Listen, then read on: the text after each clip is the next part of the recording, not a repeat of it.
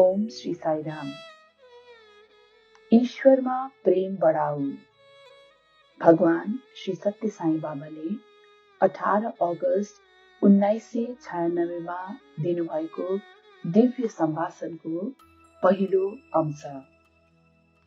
पवित्र भारतवर्षको साँचो सुन्दरता नै धैर्य हो। सबै कर्मकाण्ड मध्ये सत्यको परिपालना गर्नु नै ठूलो तप हो। यस भूमिको अमृतमय भाव भनेको आफ्नी आमा प्रतिको सद्भाव हो। यहाँ जीवनभन्दा पनि उच्च महत्व राख्ने तत्व भनेको उसको चरित्र हो।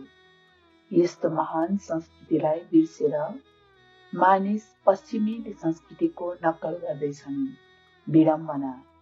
हात्तीले आफ्नो क्षमताको ज्ञान नभए झैं भारतवर्षीयहरूले आफ्नो संस्कृतिको महानतालाई बिर्सेका छन्। राष्ट्रको सम्मान देशवासीको नैतिकतामा निर्भर हुन्छ। नैतिकताको अभावले निश्चय नै राष्ट्रलाई बदनाम पार्छ। साँचो मानवीयताले नैतिकताको जगेर्ना गर्न सक्छ। हे भारतवर्षका वीरपुत्र, यो सत्यलाई बुझ। विद्वताको शक्ति मानिसतर्फ ठूलै कदम लिँदै लम्कदैछ। उसमा विद्वताको कुनै सीमा नै छैन। तर दुर्भाग्यवश उसको सद्गुणमा भने रत्तिभर पनि विकास भएको छैन। बौद्धिक शक्ति एवं विज्ञान र प्रविधिको प्रगतिबाट मानिसले आकाशमा चराचरी उड्न र पानीमा माछासरी पौडन सिकेको छ। तर धरतीमा मानवीय भावना लिएर बाँच्न भने सिकेको छैन। के मानिसले आकाशमा चराचरी उडेर ठूलो उपलब्धि हासिल गर्यो त? धरती नै मानिसको आधार भएकोले उसले पृथ्वीमा मानव सरी बाँच्न सिक्नु पो ठूलो कुरा हो। मानिसले आकाशमा उड्न सिकेर ठूलो उपलब्धि हासिल गरे भन्नु त गलत निष्कर्ष मात्र हो। यो केवल भ्रम हो। वास्तवमा सर्वत्र एकता रहेकोमा विविधता देख्नु मानव बुद्धिको दुरुपयोग मात्र हो। अझ यस्तैलाई विद्वान भन्नेहरूको संख्या बढ्दो छ। विविधतामा एकता देख्न सघाउने गुणलाई उसले आज बिर्सेको छ। विविधतामा एकता देख्न सक्नु मानिसको प्रथम कर्तव्य हो। एकतामा विविधता देख्नु त तुच्छ मनोवृत्तिको लक्षण हो। एउटा कपडालाई टुक्रा टुक्रा बनाउन सजिलो हुन्छ, तर सबै टुक्रा जोडेर एउटै बनाउन गाह्रो हुन्छ। जीवनको वास्तविक पूर्णता, खुशी र सुविधा एकतामा निर्भर गर्दछ। मानिसले एकता र विविधता बीचको सम्बन्धलाई बुझ्न सक्नुपर्छ। कमिज सिलाउनका लागि तिमी 2 मिटरको कपडा लिएर सूचीकार कहाँ जान्छौ। सूचीकारले कपडालाई टुक्रा टुक्रा बनाएर काट्छ। त्यसरी टुक्रा टुक्रामा नकाटेसम्म उसले कमिज तयार गर्न सक्दैन।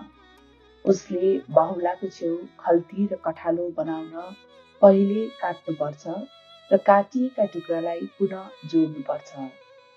कपडालाई टुक्रा टुक्रामा उसले केले काट्न सके त? कैँचीका 2टा पाताले। अनि केले ती काटेका सबै टुक्रा टुक्रीलाई जोडे त? सियोले। आज मानिस आफै सियोले जस्तो जोड्ने नभई कैँचीले जस्तो टुक्र्याउने व्यवहार गर्दैछ। आफूले टुक्र्याउन सकेकोमा उसले आफूलाई निकै बुद्धिमान ठान्छ। तर यो साँचो बुद्धि भने होइन। साँचो बुद्धि के हो भन्ने नै आज मानिसले बिर्सेको छ। ऊ चलाकीमा अल्झेर आफ्नो जीवन खेर फालिरहेको छ। सुख दुःखको मिश्रण नै जीवन हो। सुख र दुःख, लाभ र हानि, असल र खराब, उज्यालो र अँध्यारो वास्तवमा एक अर्काका प्रतिबिम्ब मात्र हुन्। सुख दुःखी समीकृत्वा लाभालाभो जया जयो भनी गीताले भने झैं हर कोही सुख दुःख, लाभ हानि र जय पराजयमा स्थिर रहन सक्नुपर्छ। जीवनको उद्देश्य के हो त? यो जीवन केका लागि हो? वास्तवमा जीवन जन्मसँग सुरु भएर मृत्युमा टुङ्गिन्छ। मानिस जन्म मृत्युको अन्तहीन चक्रमा फसेको छ। त्यसैले मानिसले यस चक्रबाट मुक्त हुन भगवानसँग प्रार्थना गर्नुपर्छ। पुनरपि जननम पुनरपि मरणम पुनरपि जननी जठरे शयनम। यह संसारे बहु दुस्तारे कृपया पारे पाही मुरारे। हे भगवान, म जन्म मृत्युको चक्रमा फसेको छु।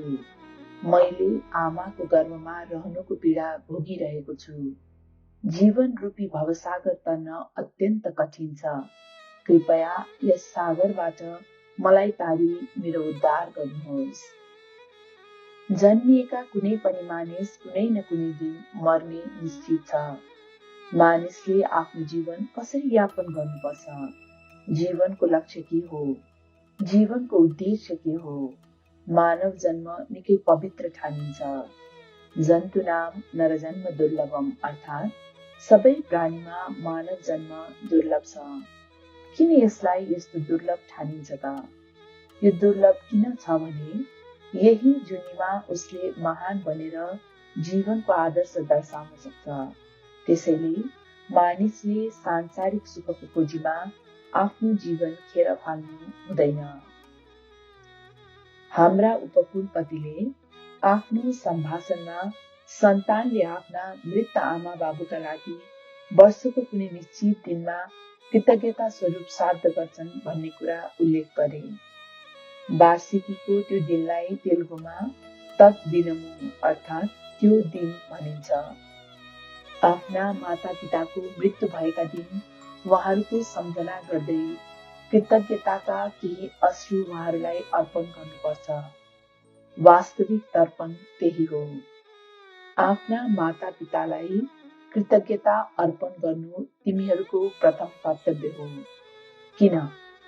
तिम्रो रगत, खाना, शेर र धन सम्पत्ति सबै उनीहरूकै उपहार हुन्। त्यसैले तिमीहरूलाई दर्शाएको प्रेम र तिमीहरूलाई हुर्काउन उनीहरूले गरेको त्यागका लागि उनीहरूमा कृतज्ञता अर्पण गर्नु तिमीहरूको कर्तव्य हो। तिमीहरूले आफ्ना माता पिताका लागि त्यस्ता पवित्र कर्म गर्यौ भने भविष्यमा तिम्रा सन्ततिले पनि तिमीहरूलाई आदर गर्दै सम्झनेछन्। तिमीले आफ्ना माता पितालाई प्रेम गर्यौ भने तिम्रा छोराछोरीले पनि तिमीहरूलाई प्रेम गर्नेछन्।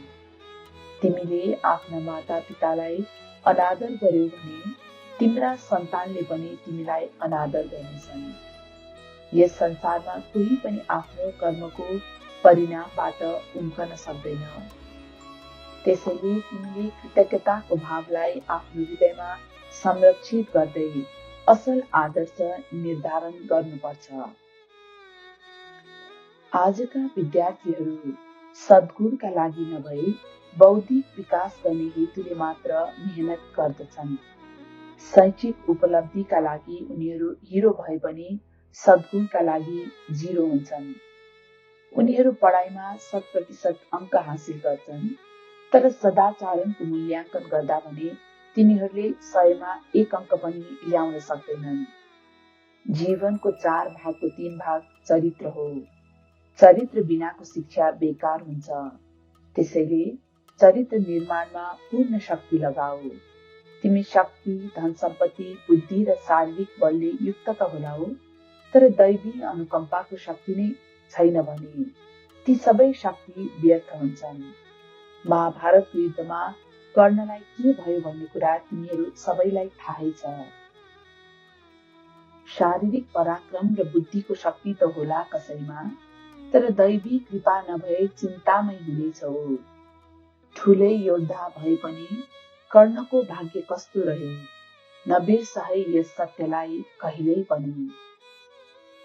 एक पटक महाभारतको कथामा दुष्ट कौरवहरूलाई पाण्डवहरूले पराजित गरेको शैलीबाट कुनै एकजना सम्राट प्रभावित भए। उनले आफ्नो कथा पनि महाभारतको वीर कथा झैं आफूलाई वीर बनाई चित्रण गर्न चाहे।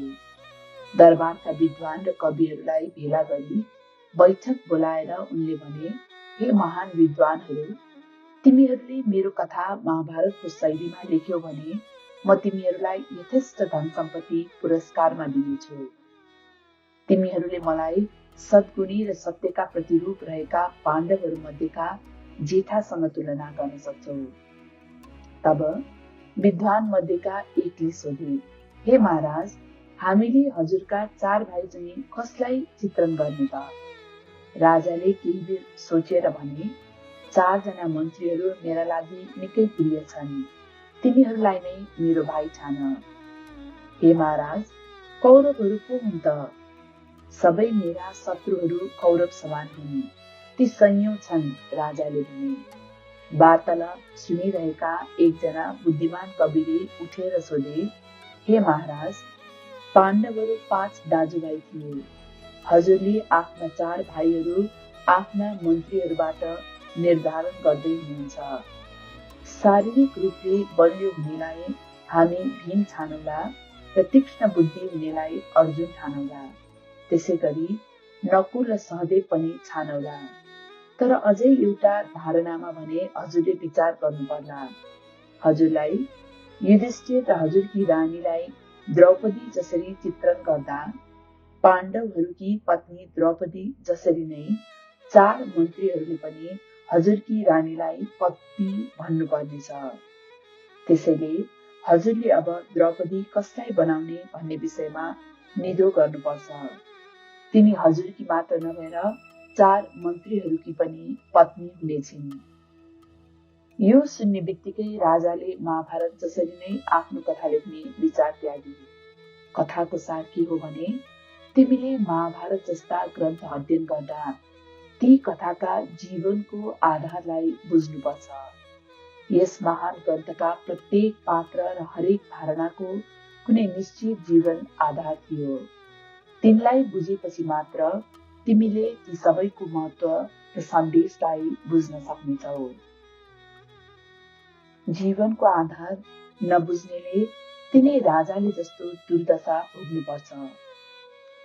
आजका मानिसहरूले बुद्धिको दुरुपयोग गरेका छन्। सदुपयोग नगर्ने भए बुद्धिको के काम? बुद्धिलाई सदाचरणसँग संलग्न गराउने हो भने तिमीले जीवनमा सबै थोक हासिल गर्न सक्छौ। BA वा MA जस्ता उच्च शैक्षिक उपाधिबाट उसले उच्च पद हासिल गरेको होला। धन सम्पत्ति थुपारेर उसले दान गर्दै ठुलै नाम र शान कमाएको होला। शारीरिक रूपमा बलियो रहँदै उसले स्वस्थ र दीर्घ जीवनको आनन्द लिँदै होला।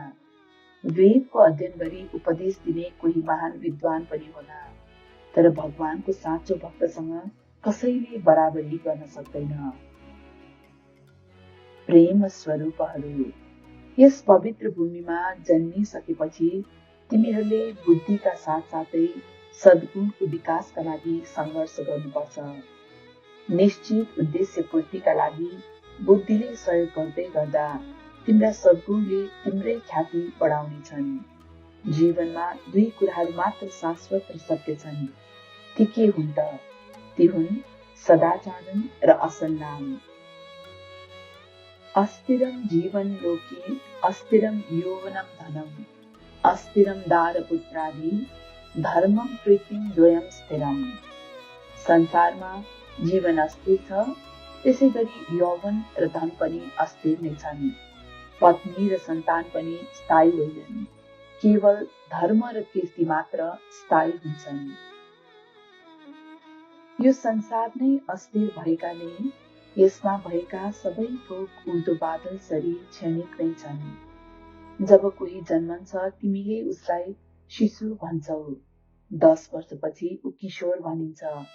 30 वर्षमा वयस्क भनिन्छ अनि 75 वर्षको हुँदा उसलाई हजुरबुबा भनिन्छ। जीवनका विभिन्न अवस्थामा उसलाई शिशु, किशोर, मानिस र हजुरबुबा भनिए पनि व्यक्ति उही हो।